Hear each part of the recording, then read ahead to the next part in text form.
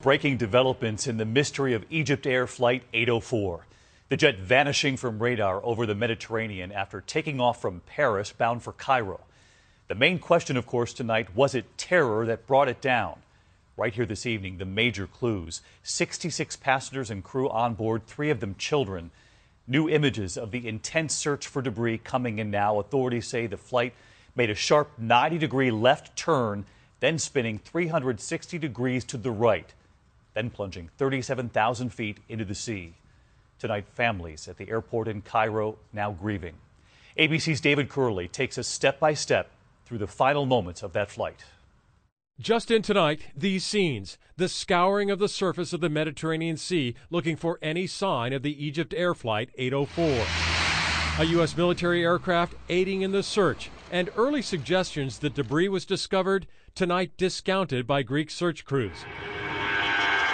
This is a jetliner which fell out of the sky with no distress call. The late-night flight boarded 56 passengers and 10 crew members, including 3 air marshals, taking off from Paris's Charles de Gaulle Airport at 11:09.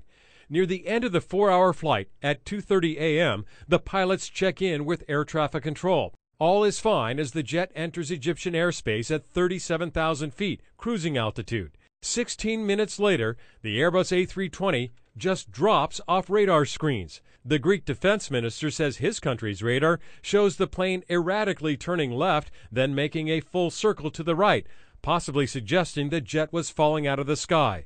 At 2:50, the last attempt to contact EgyptAir 804, no response.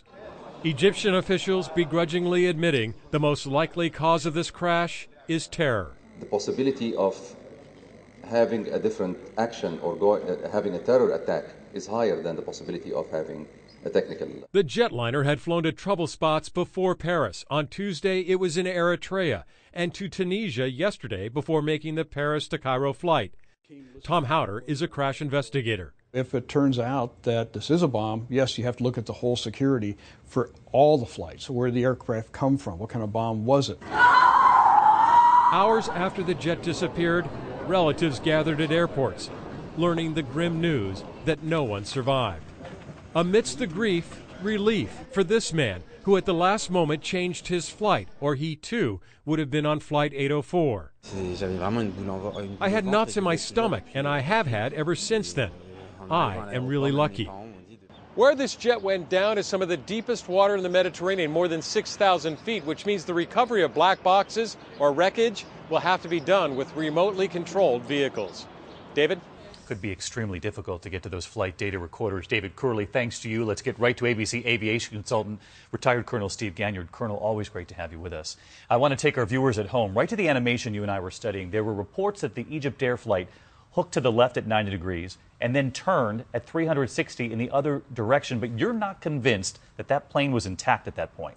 We have not seen, David, the Greek radar data. What we do have is the data the airplane itself was transmitting that showed it straight and level at 37,000 feet 1 minute, and the next minute it was gone. So what do you think the radar was picking up? One idea could be that the airplane came apart at altitude, and what that radar was seeing was the actual pieces of the airplane as it hit the water. The pieces going in that 360-degree fashion.